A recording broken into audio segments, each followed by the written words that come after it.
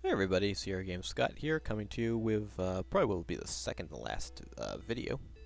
And let's actually go over to this screen. I wish we can use it here. Use Dove. The reason I wasn't able to move the Grail beforehand was because there's a triggering event that needs to take place, which is actually using this Dove. The stone dove feels oddly warm. 'Tis changing. By the power of Aphrodite, it turns to a living dove within your very hands. Follow my dove, and you shall have your soul's desire. So we gotta watch this guy kind of flow around. I can't actually move at this point. I think when he finally starts leaving, we can actually follow the dove. So yeah, you can actually push that pillar, but you can't push it until after the sequence. So I didn't initiate it last time. Also, this is gonna be somewhat of a short video, just to let you know, because we're at pretty much the very end. But the ending sequence itself, the ending animation, takes a little bit of time, so we're going to push that to the next video. And who is this? Why, this is Aphrodite. Where you stand, once my priestess stood. My name is spoken with reverence. My statue in Holy of Holies were housed within, where only that bare pedestal remains. The last thing my worshipper would see as they left my temple was the leftward spiral upon the threshold, reminder of life turning ever onward. As with life, so too does power pass onward. Even gods and goddesses fall prey to the endless cycle. My reign here is ended. I shall never return. You have won the sacred cup by your determination and persistence by cleverness and skill of arms. I surrender it to you. But beware, the power of the Grail itself will pass final judgment upon your worthiness to possess it. Start where you should start, turn as you should turn, and count the places of the pillar until you reach my sacred number. Beneath that pillar, you'll find what you seek. Okay, so sacred number, for those of you who weren't paying attention, or not that I really was number 6. And I googled that, and that's just part of the trivia contest we had. Also, we got that dove from the statue, if you don't remember, and you have to use it here for some reason. I wonder how hard it would have been to get through this game without the walkthrough if I had played as a younger person. Probably pretty hard. It seems like a lot of things aren't very evident, especially a lot of that trivia, though I guess having the manual helps. It moves.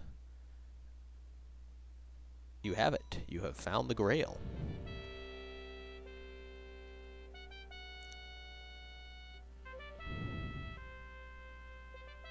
So, are we at the end? Is this all over? Have we beaten the game?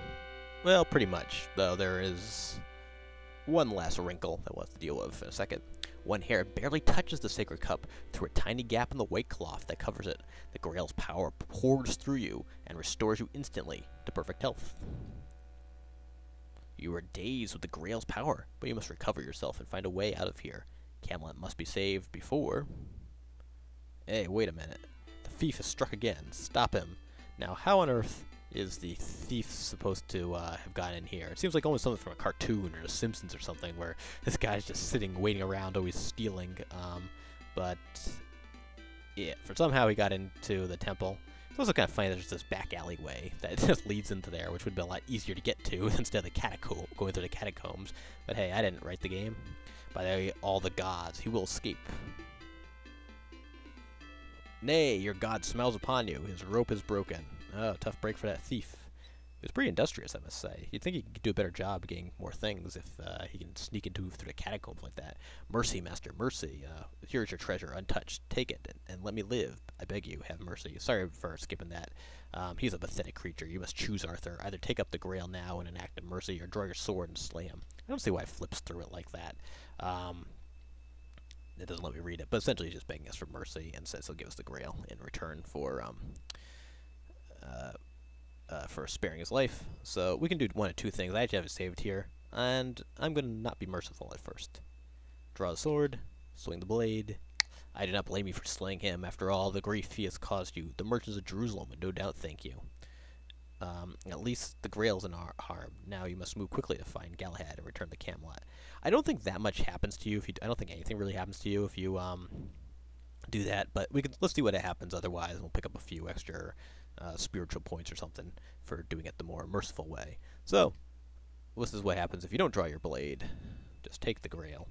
Nothing else works, by the way. You can't talk to him at all. Just take the Grail. And what happens? Alright, we got the Grail, and whoa! By the gods, he dared to stab you in the back. If not for your probably for your male tunic, you would be dead at the hands of this foul dog. It's time to let the Grail decide his fate. And what does the Grail say? Answer is... or survey says, I guess. No dice. And so he comes to the end he deserves.